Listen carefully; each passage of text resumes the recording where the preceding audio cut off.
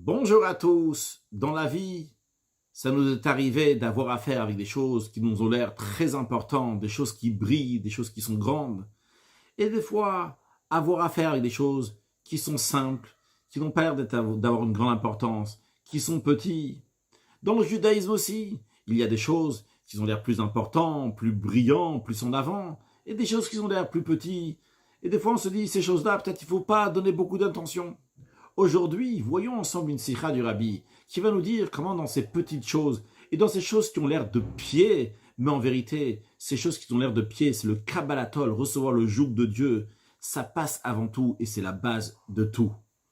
Pour cela, le Rabbi va nous parler des bénédictions qui ont été données à la tribu de Asher. Aussi bien dans la paracha de Vayichi et aussi bien dans la paracha de Vezot Abracha, il y a des bénédictions pour les 12 tribus. Dans la paracha de Vayichi, c'est Yaakov qui bénit ses 12 enfants. Et pour Asher, il dit « Mais Asher shmena lachmo ». De Asher, il va avoir du pain qui est gras, qui fait référence, qui va avoir de l'huile. De même, lorsque Moshe Rabbeinu, dans Parashat Vezot Abracha, il va bénir les 12 tribus, en ce qui concerne la tribu de Asher, il va dire « Vetovel bashamen raglo », qu'il trempe son pied dans l'huile. Donc les deux ont béni Asher avec de l'huile. Le Rabbi nous dit, on l'a déjà dit plusieurs fois, que tout ce qui existe matériellement existe spirituellement. Et en vérité, de manière plus précise, c'est vu que les choses existent spirituellement, c'est la raison pour laquelle aussi ça existe matériellement. Et s'il en est ainsi dans tous les sujets du monde, à plus forte raison lorsqu'il s'agit des sujets de la Torah, qu'il n'y a pas seulement le niveau du pshat, du sens simple, mais il y a aussi le remez, l'allusion, le drouche, l'interprétation, le sod, la partie secrète de la Torah. Il en est de même aussi en ce qui concerne donc la bénédiction de Me'asher Shmena Lachmo que Yaakov il a dit, ou bien ce que Moshe Rabbeinu l'a dit, Vetovel Bashamen Raglo, qui parle de l'huile qu'il y a dans le territoire de la tribu de Asher. Vrai, la tribu de Asher va avoir une abondance d'huile, et c'est dans le sens littéral, et comme le Talmud dit, En Mikra Yotse Milipshuto, le sens simple du verset reste toujours le sens simple. Il y a le sens simple du verset, mais le sens simple du verset n'exprime pas totalement qu'est-ce que représente le verset. Il y a plus. Dans la tribu de Asher, dans son territoire, en effet, il y avait énormément d'huile, comme d'ailleurs Rashi ramène l'histoire que la Gemara raconte, qu'un jour, il y avait une ville qui avait besoin d'huile, et comment ils sont partis dans le territoire de Asher, ils sont repartis avec une quantité énorme d'huile, mais quand même, il y a des choses spirituelles ici, il y a un message spirituel qui est derrière cela. Alors voyons qu'est-ce que ça veut dire, Vetovel Bashamen Raglo, sur le plan spirituel. Qu'est-ce que cela veut dire? Tremper l'huile, tremper le pied dans l'huile. Eh bien, l'huile représente la sagesse. En effet, dans le Talmud, on nous parle des gens de la ville de Tkoa. On dit pourquoi les gens de la ville de Tkoa étaient intelligents? Parce qu'ils avaient l'habitude de consommer de l'huile d'olive. Dans la Kabbale, dans la Chassidut, c'est expliqué donc plusieurs raisons que l'huile représente donc la sagesse, l'intelligence. C'est la partie la plus haute, la plus importante qu'il y a dans la personne. En revanche, lorsqu'on parle du regel, et qui tovel bashamen raglo, il trempe le pied dans l'huile, donc l'huile ça représente la sagesse, mais le pied c'est la partie la plus inférieure dans la personne. Alors qu'est-ce que ça veut dire de tremper le pied dans l'huile? Si le pied il se trempe dans l'huile, c'est-à-dire que le pied utilise l'huile.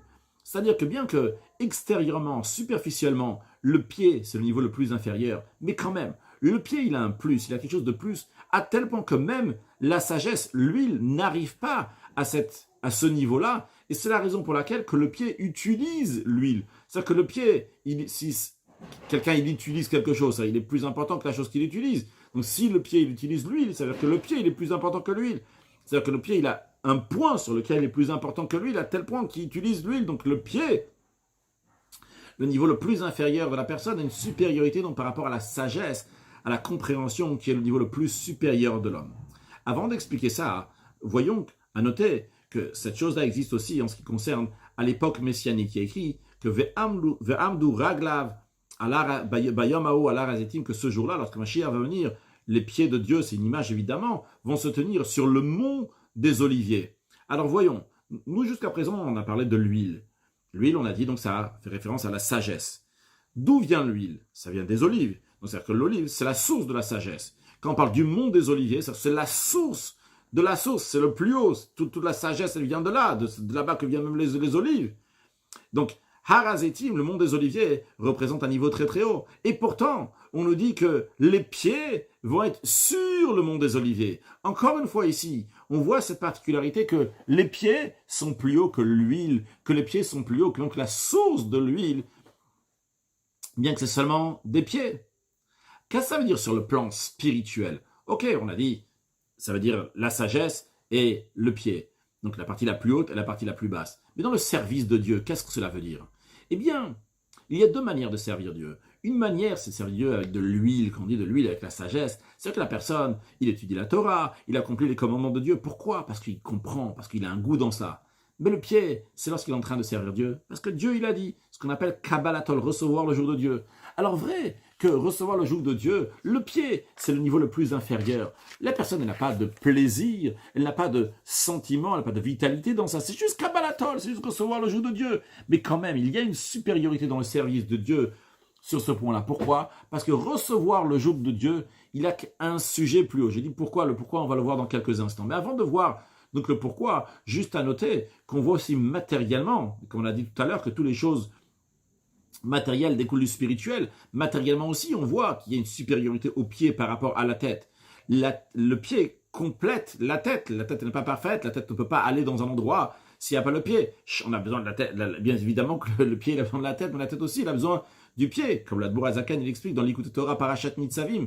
Mais le message en tous les cas, c'est que le pied a une supériorité, a un plus par rapport à la tête, c'est-à-dire qu'il y a quelque chose dans la tête qui n'existe pas, qu'il y a dans le pied.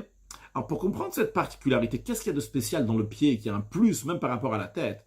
Et aussi pour comprendre la particularité du pied et aussi la tribu de Asher, quel rapport spécialement avec la tribu de Asher, ça aurait pu peut-être arriver à une autre tribu. Il y a un lien donc avec la tribu de Asher, donc pour comprendre ce lien-là, tout d'abord, voyons le camp de Dan.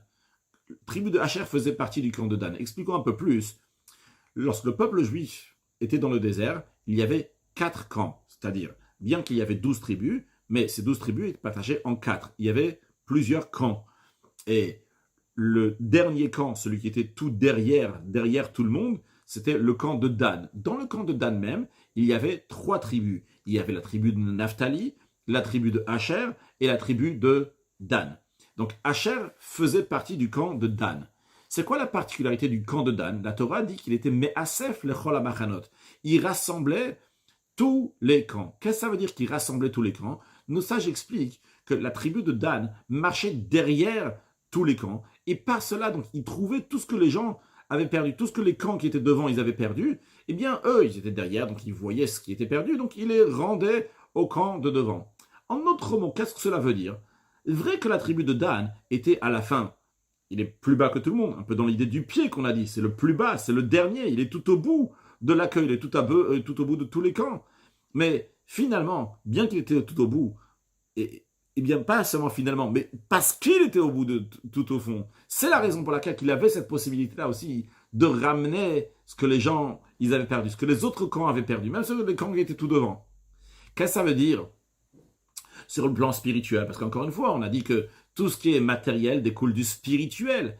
Eh bien, ici aussi on parle du spirituel en plus du matériel. C'est-à-dire, vrai, la tribu de Dan trouvait donc ce que les gens avaient perdu, ce qui était devant, ce qu'ils avaient perdu, et les ramenait. Mais l'idée, elle est que le pied, la tribu de Dan, ceux qui sont tout derrière, ceux qui sont tout en bas, eh bien eux, ils savent ramener ce que les gens qui sont bien en avant, ils ont perdu. Tout d'abord, voyons, qu'est-ce que ça veut dire sur le plan spirituel, une perte, quelque chose qui était perdu. Nos sages disent, Ezeu Shoté, qui est-ce qui est considéré un sot, quelqu'un qui est bête? C'est un me'abed kol ma shenot nimlo, celui qui perd tout ce qu'on lui donne. Ça, c'est littéralement. Mais dans la Chassidoute, c'est expliqué que c'est précis ici. Il perd tout le ma qu'on lui donne. Ma en hébreu qui veut dire tout ce qu'on lui donne, kol ma shenot nimlo. Mais le ma représente le niveau d'annulation à Dieu. Une expression d'ailleurs qu'on retrouve dans la Torah, lorsque les gens viennent se plaindre à Moshe, les Juifs viennent se plaindre à Moshe et à Aaron, et Moshe et Aaron leur dit, qu'est-ce que vous plaignez chez nous? Venachnu ma, qui sommes-nous? On n'est rien du tout. Donc l'expression de ma représente le bitoul, représente l'annulation. L'annulation à quoi? À qui? L'annulation à Dieu, la soumission à Dieu. Donc chacun de nous, Dieu nous a donné cette force. D'en haut, on nous donne cette force à chaque Juif d'avoir ce ma, d'avoir ce bitoul, d'avoir cette soumission à Dieu. Mais, à cause du Yetzerara, du mauvais penchant, qui est appelé Melch Zaken Uksil, un roi qui est vieux et idiot. Il est vieux parce qu'il est là depuis qu'on est né, contrairement au bon penchant qui vient seulement après. Il est idiot parce qu'il donne des conseils qui sont bêtes. Eh bien, à cause de lui, on risque de perdre le ma. Ce bitou, cette soumission que nous avons à Dieu, on risque de la perdre. Eh bien, qui est-ce qui nous ramène cette perte? Qui est-ce qui ramène cette perte à ceux qui l'ont perdu? C'est la tribu de Dan. Il est Asef le Cholamachanot. Il rassemble tout ce que les tribus ils ont perdu. Eh bien, lui, il vient les rassembler. Il vient les ramener. C'est-à-dire qu'il y avait des tribus qui étaient en avant, qui étaient proches du Mishkan, du tabernacle. Il y avait même dans la tribu de Lévi, donc qui était proche dans le Machane Shrina, ce qu'on appelle le camp de la présence divine. Dans le camp de Lévi même, il y avait 3 groupes. Et le groupe donc, qui portait les choses de plus saintes, qui était le groupe de Kehat, eh bien même chez eux, ils peuvent perdre ce ma, ils peuvent faire cette annulation à Dieu, cette soumission à Dieu, ils peuvent la perdre. Mais uniquement le camp de Dan, qui est le pied, non seulement qu'eux ne vont pas perdre leur propre ma à eux-mêmes, ils ne vont pas perdre leur annulation, mais encore plus que ça, si un autre va perdre le ma, il va perdre l'annulation, eh bien ils vont ramener, à tout le peuple juif, ils vont ramener le ma. Pourquoi? Parce que c'est des pieds, mais le pied, il complète la tête. Le pied ramène ce ma, ce bitou, cette soumission, même à la tête. Donc l'idée du pied, pour l'instant, donc on voit l'idée du pied, Tovel Bashemen Raglo, le pied par rapport à la tête. On le voit avec l'idée donc du camp de Dan. Le camp de Dan est tout derrière, mais il aide même ceux qui sont tout devant. Qu'est-ce qui perd ceux qui sont devant, ou bien tous ceux qui sont devant Dan? Qu'est-ce qu'ils peuvent faire? Le ma, le bitou de l'annulation. Ils sentent donc qu'ils ont une importance, quelque chose. Et donc, ils risquent de perdre le mal, le bit ou la soumission à Hachem, à cause du Yetzerara, du mauvais penchant, évidemment. Eh bien, la tribu de Dan, eux, qui sont le pied, ils ne perdent pas leur mal, ils ne perdent pas leur annulation, soumission à Dieu, mais encore plus que ça, ils ramènent cette soumission et annulation même à ceux qui sont devant. Dans cet esprit-là, le Rabbi explique aussi, en ce qui concerne donc la tribu de Dan, dans la bénédiction de Yaakov à Dan, il dit Dan Yadin. L'expression de Dan Yadin vient du langage de din, de la loi juive. Qu'est-ce que la loi a à dire? Dans le Talmud, c'est raconté qu'il y avait quelqu'un qui disait constamment Dounoudini. Quand il avait quelque chose, il n'essayait pas de s'arranger avec les gens, quoi que ce soit. Il voulait que le tribunal lui-même, le Bed Din, le tribunal, va lui dire quoi faire. Et dans le Talmud, on dit il y a de quoi déduire de là qui vient de la tribu de Dan, parce qu'il y a écrit à propos de la tribu de Dan Dan Yadinamo, l'expression de din. Alors Rabbi nous dit d'où vient ce comportement-là qui veut le din à chaque fois? L'idée, qu'est-ce que ça veut dire? C'est que cette personne-là, elle dit même sur la plus petite des choses, il va chercher c'est quoi le din dans le Shulchan Aruch, il va chercher c'est quoi la loi dans le code de la loi juive, il veut savoir c'est quoi la halacha, qu'est-ce que la Torah elle a à dire. Il sait que le monde, c'est pas un endroit qui est abandonné, que chacun peut faire ce qu'il veut. Il sait que sur chaque petit détail, il y a un enseignement, qu'est-ce que la Torah elle a à dire. Eh bien, ce comportement-là, on peut l'avoir uniquement avec Kabbalatol, lorsqu'on reçoit le joug de Dieu. Si quelqu'un y sert Dieu, non pas avec Kabbalatol, en recevant le joug de Dieu, chez lui, sa manière de servir Dieu, c'est avec le raisonnement, avec le tam vadat, avec la compréhension. Bien d'après la compréhension, même quand on parle d'une compréhension toraïque, pas juste une compréhension d'un être humain, dans la Torah même, il y a une différence entre telle mitzvah et une autre mitzvah, une grande mitzvah et une petite mitzvah. La preuve, la Torah elle-même, elle appelle certaines mitzvot, certains commandements, kalash et bakalot, une mitzvah qui est légère, et une autre mitzvah, chamura sheba chamurot, une mitzvah donc qui est extrêmement stricte. Mais chez lui, chez quelqu'un qui a le Kabbalatol, qui reçoit le joug d'Akadosh Baruch ou de Dieu, il n'y a pas de différence entre une mitzvah, un commandement léger ou un commandement qui est plus strict. Les deux, c'est un décret de Dieu que ça change maintenant. Il ne va pas prendre le goût qu'il y a dans ça, la compréhension qu'il y a dans cela, et la forme qu'il y a dans ça. Il va prendre le fond. Le fond, c'est la volonté d'Akadosh Baruch où je le fais. Et ça, c'est le travail spirituel du camp de Dan. Kabbalat Ol, recevoir le joug de Dieu. Alors, vrai que superficiellement, extérieurement, c'est un niveau qui est inférieur. Cette personne-là, elle n'a pas de compréhension, elle n'a pas de plaisir. Mais en vérité, si on va regarder les choses de manière plus profonde, eh bien, cette Kabbalatol, recevoir le joug de Dieu, est encore plus haut que la compréhension. Et pour deux raisons. Premièrement, lorsqu'il s'agit de la compréhension est limitée. Et c'est la raison pour laquelle on ne peut pas saisir la divinité à travers la compréhension. Parce que la divinité n'a pas de limite. Lorsque quelqu'un il sert Dieu avec sa compréhension, eh bien, il va le saisir à une certaine limite, en fonction de ses capacités. Par contre, lorsque quelqu'un sert Dieu avec Kabbalatol, en se donnant à Dieu, vu que lui s'est donné à Dieu lui-même, eh bien, Dieu lui-même, il n'y a pas de limite. Donc, quelqu'un qui a Kabbalatol, qui a le joug de Dieu, il s'attache à Dieu sans limite. Quelqu'un qui sert Dieu avec la compréhension, il y a une certaine limite. Parce que même la compréhension la plus profonde, elle a une certaine limite. Ça, c'est un. Deuxièmement, en plus de cette particularité que nous venons de dire, que lorsqu'il y a Kabbalatol, on soit le joug de Dieu, ça arrive à un niveau encore plus haut. Mais en plus de ça, le Kabbalatol, le fait de recevoir le joug de Dieu, c'est la base de tout le service de Dieu. C'est la base même pour le service de Dieu qui vient avec la compréhension. Parce que sur le cerveau, sur la compréhension, on ne peut pas s'appuyer, on ne peut pas fonder quelque chose. Et pour que la compréhension va être vraiment comme il faut droite, il faut tout d'abord avoir Kabbalatol, recevoir le joug de Dieu. Et d'ailleurs, comme l'Admour Azaken dit dans le Tanya, il ramène là-bas le Zohar qui ramène l'exemple d'un taureau, que le taureau, pour commencer à le faire travailler, il faut lui mettre un joug sur lui. Si on n'a pas le joug, eh bien, il ne va pas bien travailler. Eh bien, le Zohar dit pour un juif, s'il ne va pas commencer avec Kabbalatol, le joug de Dieu, eh bien, le Sharia Bigdusha, la sainteté ne va pas résider dans lui. Donc, le rabbi nous dit deux raisons ici. Pourquoi le travail de Kabbalatol, la manière de servir Dieu en recevant le joug de Dieu, eh bien, on arrive à un niveau plus haut. Premièrement, je répète, donc, parce que on s'attache avec Dieu, donc qui n'a pas de limite. Et deuxièmement, par cela, la compréhension va être aussi bien dirigée comme il faut. Basé sur tout cela, le rabbi nous dit, on va comprendre aussi pourquoi le camp de Dan marchait au bout du camp. Il était tout au bout de tout le peuple juif. Il était Me'asef le Cholamach, alors il rassemblait tout le peuple juif. Il y a trois raisons pour cela. Premièrement, parce que le service de Dieu de Kabbalatol, de recevoir le joug de Dieu, bien que extérieurement, superficiellement, c'est un niveau qui est inférieur, c'est juste un pied.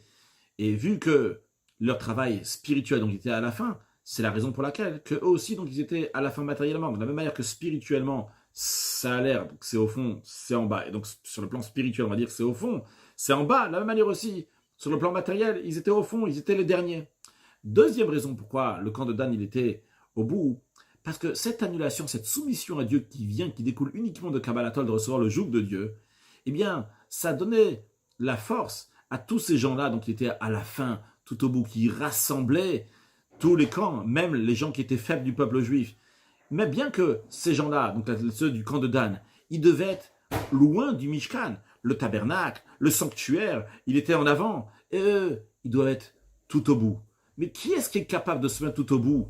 C'est quelqu'un qui est capable de se mettre de côté, quelqu'un qui est dans un esprit de soumission à Dieu, quelqu'un qui est dans un esprit de Kabbalatol. Il ne cherche pas qu'est-ce que lui, il va gagner. Il ne cherche pas sa metsiout à lui. Toute son existence, c'est uniquement comment je vais faire la volonté de Dieu. Ce n'est pas important qu'est-ce que lui va avoir. Lui, ce qui l'intéresse, c'est la volonté de Dieu. Donc c'est la raison pour laquelle que lui, il est prêt à être au bout, loin du tabernacle. Mais l'essentiel, c'est que par cela, il va pouvoir rapprocher des Juifs à la divinité. Il sera peut-être tout au bout, mais par cela, il pourra rapprocher des Juifs à la divinité. Donc comme ça, il pourra être plus utile, eh bien, il sera là-bas. Il ne va pas réfléchir qu'est-ce que lui, il va gagner. C'est pour ça que donc, le camp de Dan, qui représente le pied, le Kabbalatol, était tout au bout. Troisième raison, le rabbi nous dit, le camp de Dan, le Kabbalatol, pourquoi il est tout au bout? Parce que c'est le pied. Le pied, on l'a dit, c'est la base. C'est la base pour tout le service de Dieu. Même pour la compréhension, même pour ce qui est devant. Comme le pied, tout tient dessus. C'est tenir la tête, de la même manière aussi. Le camp de Dan, qui représente le Kabbalatol, recevoir le joug de Dieu, c'est lui aussi qui maintient même la compréhension. Quel est l'enseignement de cela dans le service de Dieu? L'enseignement est le suivant. Même quelqu'un qui étudie la Torah, qui accomplit les mitzvot, un niveau très très haut, à tel point qu'il se trouve proche du Mishkan, du tabernacle, dans le tabernacle même, il se trouve proche du Aaron, de l'arche. Mais s'il pense à son bien, à son profit, à ses intérêts, même quand il s'agit d'un intérêt spirituel, mais il lui manque le fait d'être prêt à se dévouer pour faire du bien à un autre juif, eh bien s'il lui manque le Ve'av ta'lereach kamocha, tu aimeras ton prochain comme toi-même, c'est la base de toute la Torah, il risque de perdre le ma qui est dans son âme. Le ma, cette annulation, cette soumission qui est à Dieu. Uniquement celui qui se donne, il est prêt à faire Messirut Nefesh, l'abnégation de soi, de se donner totalement pour l'amour du prochain, eh bien lui, il peut être sûr que lui, personnellement, il sera entier, et que lui, non seulement que lui sera entier, mais aussi il pourra ramener ce que les autres juifs ont perdu spirituellement. Maintenant, le rabbi va parler, quelle est la qualité où on arrive à ça? Où on en arrive à ça? Le rabbi, il a parlé jusqu'à présent donc, de Asher, de Dan. Le rabbi, il veut nous dire maintenant, quel est le niveau spirituel qu'on peut arriver grâce à Kabbalatol? On arrive à un niveau qui est très très haut. Eh bien, ce niveau très très haut auquel on arrive s'exprime dans la bénédiction qui a été donnée à la tribu de Naphtali dans la parasha de Vezot Abracha. Naphtali, comme on a dit tout à l'heure, donc qui était dans la tribu, dans le camp de Dan. Quelle est sa bénédiction que Moshe Rabbeinu lui donne? Il lui dit Yam vedarom yeracha. Yam, littéralement, ça veut dire la mer. Darom, ça veut dire le sud. Yeracha, ça fait référence à l'héritage. Donc, quand on dit Yam, la mer, donc elle est à l'ouest en Eretz Israël. Et donc, Darom, c'est le sud. Yeracha, il va l'hériter. Qu'est-ce que ces trois mots-là veulent dire sur le plan spirituel? Le rabbin nous dit que ça exprime trois niveaux du bas vers le haut, qui commence donc par Yam, la mer, donc l'ouest, deuxième étape, le sud, et troisième étape, l'héritage. La première étape, donc, qui est Yam, qui est la mer, donc, qui fait référence à l'ouest, le Talmud dit Shrina b'marav, que la présence divine se trouve à l'ouest. Cela veut dire que bien que le côté ouest fait partie donc des quatre côtés du monde, et c'est aussi un côté donc qui est limité, comme les autres côtés, mais quand même, du côté ouest, il y a le dévoilement de la Shrina, de la présence divine. Donc ça, c'est une étape, c'est la première étape. Après, on a une étape qui est encore plus haute, Vedarom, Darom, donc qui est le sud. Le sud, la Dmoura Zaken dans l'Écoute Torah explique que dans le sud, il y fait plus chaud, il y a plus de soleil. Qu'est-ce que représente le soleil sur le plan spirituel? Le roi David dit Shemesh ou Magen Avaye Elohim. Soleil est le fourreau du soleil, Avaye, c'est un nom de Yud Kei Vav Kei, le tétragramme, et le nom de Elohim. Qu'est-ce qu'on voit ici? Qu'il y a une comparaison entre le Shemesh, le soleil, et Avaye, le tétragramme, comme la Dmoura Zaken explique dans le Tanya. Mais en deux mots, cela veut dire que le soleil, donc le côté sud dans lequel il y a plus de soleil, ça fait référence à quoi? À Avaye, à Yud Kei Vav Kei. Donc c'est encore plus haut que le Yam, que la mer, que l'ouest. Pourquoi? En ce qui concerne l'ouest, on parle de Shrina. Shrina, ça veut dire un niveau de divinité. D'ailleurs, l'expression de Shrina, c'est-à-dire qu'il est Shochen, il réside d'une certaine manière dans cet endroit, etc. Donc c'est une lumière divine qui est limitée. Et on dit la Shrina, elle réside, donc c'est un langage de résidence, elle réside dans l'ouest. Par contre, quand on parle du sud, et on parle du soleil, on parle de Yud Kei Vav Kei. Yud Kei Vav Kei, le tétragramme, c'est Haya Hove Ve'yeh. Le Yud Kei Vav Kei, c'est dans les lettres et dans l'esprit de Haya, il était, Hove, il est, Ve'yeh, il sera. Donc ça fait référence donc à un niveau de divinité, à un nom de Dieu, qui est au-delà du temps et de l'espace. Donc on commence avec l'ouest, c'est seulement la Shrina, la présence divine, puis Darom fait référence, donc le sud fait référence à Yud Kei Vav Kei, le tétragramme, mais c'est pas fini, on arrive à Yeracha, à l'héritage. Pour comprendre c'est quoi l'héritage, voyons d'abord la différence entre un héritage et d'un autre côté, si on parle de vente ou de cadeau. Quand on parle d'une vente, celui qui achète, il doit donner la valeur de la chose qu'il va acheter. Et de plus en plus que la chose elle est plus chère, donc il devra donner plus d'argent. Dans un cadeau aussi, vrai que le cadeau il est donné gratuitement, mais les sages disent, si telle personne t'aurais pas fait plaisir, tu lui aurais pas donné un cadeau. Donc tu donnes un cadeau. C'est vrai que c'est un cadeau. C'est pas quelque chose, c'est pas un dû. Mais ce cadeau-là, il est en fonction de ce que la personne. S'il m'a fait beaucoup de satisfaction, le cadeau il sera plus grand. Donc on comprend que le cadeau aussi, donc il va être au niveau en fonction de la satisfaction que celui qui donne le cadeau va avoir eu de cette personne. Donc ça on voit aussi bien donc dans la vente, aussi bien dans le cadeau, qu'il y a certains niveaux combien je reçois. Mais en ce qui concerne donc l'héritage, dans l'héritage, il n'y a pas d'importance à la situation de l'héritier et son service de Dieu. Un héritage vient d'elle-même. Même un enfant qui est tout petit, et s'il hérite, eh bien, s'il peut hériter, eh bien, il devient automatiquement un héritier. Qu'est-ce que ça veut dire sur le plan spirituel? Sur le plan spirituel, quand on parle d'une vente ou d'un cadeau, ça fait référence à un dévoilement divin qui est en fonction du service de l'homme. Et en fonction donc, des changements qu'il y a dans le service de l'homme, eh bien, le dévoilement sera aussi différent. Par contre, quand on parle d'un héritage, un héritage, c'est quelque chose qui est égal chez tout le peuple juif. Et tout le peuple juif sont les enfants d'Hachem. Comme il est dit, Bani, Matem, la Vayelokachem, vous êtes des enfants de Dieu. Donc tous les juifs sont des héritiers de Dieu. Mais un héritage, c'est quoi donc? C'est pas en fonction de tes capacités. Tu es un héritier, eh bien, si cette personne elle meurt, eh bien, automatiquement, donc tu l'hérites.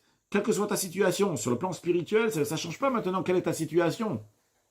Même si toi, tu n'es pas un réceptacle pour cela, mais c'est un dévoilement divin qu'il n'y a pas de limite. Alors, si on revient à ce qu'on disait tout à l'heure, c'est le salaire, c'est la conclusion, les conséquences du comportement de Dan et de Asher. En effet, comment on arrive à ce Yeracha? Comment on arrive à cet héritage? Comment on arrive à ce dévoilement divin qui est au-delà, qui nous dépasse totalement, qui n'est pas en fonction de ce que nous on fait ou ce qu'on ne fait pas, eh bien c'est uniquement par quelqu'un qui sert Dieu avec Kabbalatol, en recevant le joug de Dieu, Messirut Nefesh, l'abnégation de soi, pour faire Avat Israël, pour l'amour du prochain.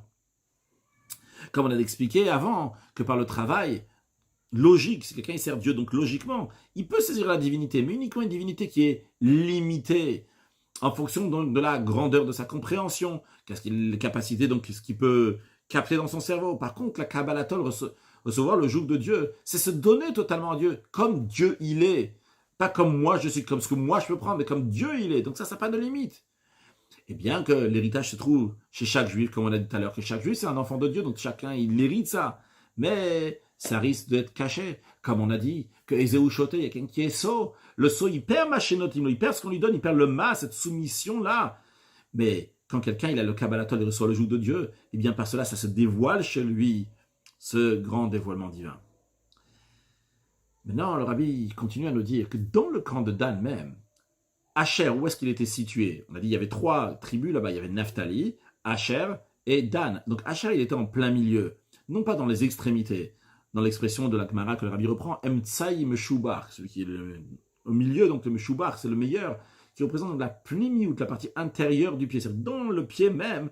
Asher, donc c'est le centre et c'est l'intérieur du pied, le niveau le plus important. C'est-à-dire de la même manière que, et donc, de la même manière que le camp de Dan, il avait une influence sur tout le peuple juif, parce qu'il ramassait donc tout ce que tout le monde perdait. De la même manière aussi, la tribu de Asher avait une influence sur tous les Bnei Israël. En effet, dans la bénédiction de Moshe Rabbeinu dans la paracha de Vezot Abracha à la tribu de Asher, il dit Yiretsui Echav, il sera aimé, il sera apprécié par tous ses frères, donc par toutes les tribus. Nos sages expliquent par quoi il sera apprécié, que lorsque ça va arriver l'année de la Shemitah, tous les 7 ans, on doit arrêter de travailler la terre. La Torah, les 6 ans, on travaille la terre, la 7e année, on ne travaille pas la terre. Cette année, donc la 7e année, c'est l'année sabbatique, l'année de la Shemitah. Et on dit que l'année de la Shemitah, qui est-ce qui va fournir la nourriture à tout le peuple juif? Eh bien, c'est Asher. Et c'est pour ça que Yeir et Tsu Yechav, que Asher, il était agréé, aimé par ses frères, parce que c'est lui qui il fournissait donc la nourriture à tous ses frères, à toutes les tribus, à l'année de la Shemitah, la 7e année.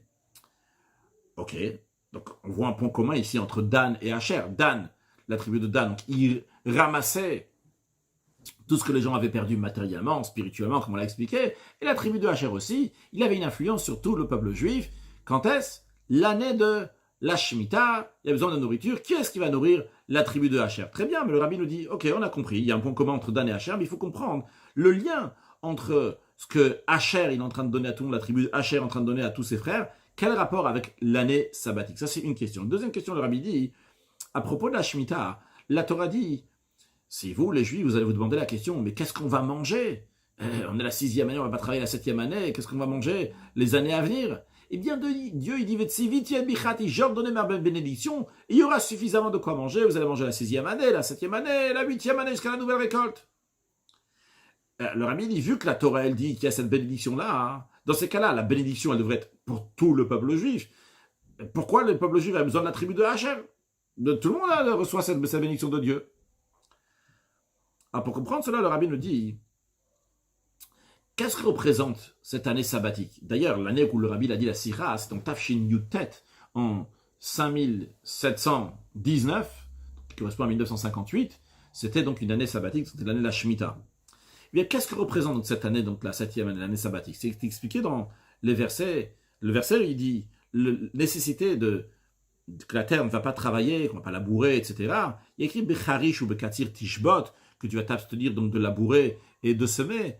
Donc, c'est les travaux qui sont liés avec la nourriture de l'être humain, on s'abstient, on les arrête. Et c'est là que vient la question, qu'est-ce qu'on va manger? Hachem, il te dit, je vais donner ma bénédiction. Mais un instant, voyons c'est quoi le sujet de la Shemitah. Après, il faut comprendre ici. Pourquoi la Torah dit, si vous allez vous demander qu'est-ce que vous allez manger, etc. Encore plus que ça. Qu'est-ce que la Torah? Elle a même besoin de venir, de commencer à demander des questions. La Torah, elle aurait pu pas discuter. Je vais donner ma bénédiction. Pourquoi tu as besoin de plus dire si vous allez dire, etc. Si la Torah demande la question, on doit dire que même dans un contexte de doucha, de sainteté, il y a lieu d'avoir une question ici. Qu'est-ce qui se passe? Comment on va manger?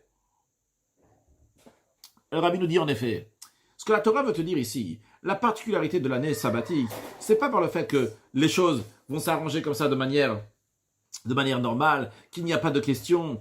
Non, il y a une question qui est très forte. Et quand même, la personne ne fait pas de calcul. Quand même, la personne, elle va dire, je ne vais pas travailler parce que Dieu m'a dit de s'abstenir de travailler la terre, parce que Dieu me l'a demandé. En effet, la Shemitah, elle est liée avec des choses matérielles dans lesquelles il y a des questions. Et quand même, le juif, il dit, non, moi, je ne veux pas demander de questions, je veux faire ce que Dieu me dit de faire. Et c'est pour ça que Vetsiviti et Bichati, c'est pour ça que Dieu, il va ordonner la bénédiction. Ordonner cette bénédiction-là, c'est pas d'une telle manière que, il n'y aura pas besoin de la nourriture, il n'y aura pas besoin de la récolte de la terre. Comme par exemple chez Moshe Rabbeinu, lorsqu'il était dans la montagne, qu'il n'avait pas besoin de manger, il n'avait pas besoin de boire.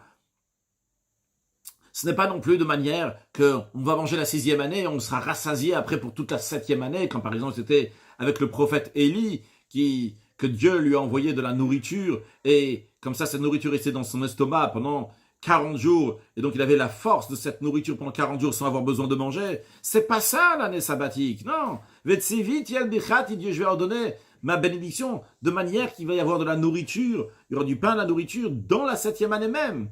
Et ça ne va pas être de la nourriture comme la manne, comme le pain céleste que les Juifs avaient quand ils étaient dans le désert, dans lequel il y avait tous les goûts quand ils mangeaient. Et une manne, ce pain céleste dans lequel il n'y avait pas de résidus. Non, il s'agit du pain matériel, littéralement, dans lequel il y a aussi tous les manques, tous les résidus qu'il y a dans le matériel. Le rabbi souligne encore, ça ne va pas se passer sur le mont Sinaï, dans un endroit donc qui est très très saint, ou dans le désert. Ça va se passer dans les champs, dans les vignes qu'il y a en Eretz Israël.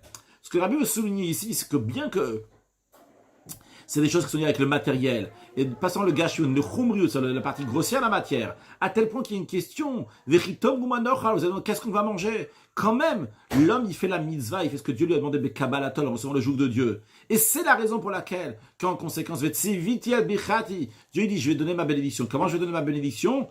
Dans la nourriture matérielle, ici-bas.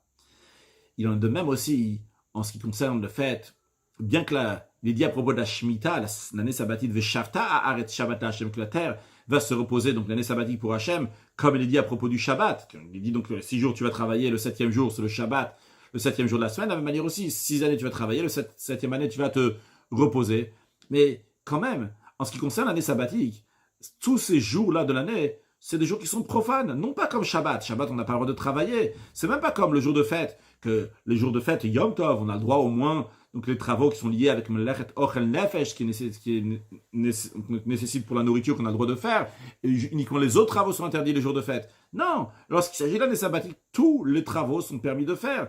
Les jours, c'est des jours de semaine. Et le Shabbat, la veille, le Shabbat pour Hachem, c'est des choses qui sont matérielles, littérales. Que l'expression qu'on a Shakol Dor Simalé à la terre sur laquelle on marche, c'est là-bas qu'on a besoin d'amener le Shabbat, la veille. C'est dans les choses les plus simples dans ce monde matériel. C'est là qu'on doit amener le Shabbat, la veille, même dans un endroit où il y a des questions, etc. C'est ce que le rabbi veut souligner. On comprend d'après ça pourquoi c'est Asher, c'est lui qui dévoile cette bracha, cette bénédiction de Dieu dans le matériel comme ça. De l'amener, cette bénédiction, c'était dans le territoire de Asher, dans la partie de Asher, dans l'esprit du travail de Asher. Parce que pour faire Shabbat la veille, pour amener un Shabbat à Dieu, dans des choses matérielles, dans un endroit dans lequel il y a des voiles, à tel point que même il y a des questions carrément, comment on va manger? Eh bien pour cela, il y a besoin de Kabbalatol, il y a besoin de recevoir le joug de Dieu. Parce que uniquement avec Kabbalatol, par Kabbalatol, en recevant le joug de Dieu, on peut aller même dans l'obscurité et réussir parce qu'on est attaché avec Akadosh Baruch Hu. Et comment on peut dévoiler ça? C'est quand on va dans la profondeur du Kabbalatol. Ça, c'est Asher. Asher, on l'a dit, dans le camp de Dan même, il était celui du milieu. Le Emtsai qui représente le pneu de la partie intérieure du pied, l'intérieur du Kabbalatol. Et vu donc, qui fait partie donc du camp qui est Me'asev le Cholamachel, qui rassemble tous les camps, et bien par cela, Asher, il a amené ça à tout le peuple juif. Dans l'idée de ce qu'on a dit tout à l'heure, de la même manière que la tribu de Dan, il influençait tous les juifs, de la manière la tribu de Asher aussi influençait tous les juifs, de les nourrir de l'idée de la Shemitah. C'est pas juste nourrir matériellement, physiquement de la Shemitah, qui vont avoir de quoi manger grâce à Asher, ce qui est vrai aussi, mais qui va nourrir donc cette force-là de Kabbalatol, de dire, vrai, j'ai des questions, vrai, ça m'a pas l'air normal, vrai, je suis dans l'obscurité, mais quand même, je vais suivre la volonté de Dieu. Et ça, ce que nos sages disent, que Asher, il nourrissait tout le peuple juif, la récolte de l'année de la Shemitah. Basé sur ça, le rabbi conclut en lui disant, on va comprendre ce qu'on dit à propos de la tribu de Asher, qui dit Asher Shmena Lachmo, que de Asher, donc il va avoir du pain gras, et comment va Tovel Bashamen Rag, quand il va tremper son pied dans l'huile. C'est-à-dire que dans Asher, c'est éclairé la qualité de Kabbalatol, de recevoir le joug de Dieu, comme elle est à sa source, en ressemblance de ce qu'il va y avoir dans les temps futurs. Lorsque Mashiach va venir, c'est Maaseh Gadol, l'action qui va être le plus importante, l'action qui va dans l'esprit de Kabbalatol, de recevoir le joug de Dieu. Et par cela, par le travail de la Shemitah, par le travail de l'année sabbatique, qui représente donc l'idée de Kabbalatol, de recevoir le joug de Dieu. On a expliqué que même qu'on est dans un monde matériel, mais comment on fait la volonté de Dieu? Par cela, on va mériter le dévoilement des temps futurs. Tirtsea Aretz et Shabtotea, que la terre va s'acquitter des années sabbatiques. C'est l'expression du verset qui est dit à propos donc que le peuple juif part en exil parce qu'il n'a pas fait les années sabbatiques. Donc ici, Tirtsea Aretz et Shabtotea, qui amène à Ratzita, Hashem Artsecha, Shavta Shvut Yaakov, qu'Hashem, tu as Shvut Yaakov, tu as agréé donc ton pays, tu as ramené les captivités de Yaakov très prochainement avec la venue de Mashiach. Now, excellente journée!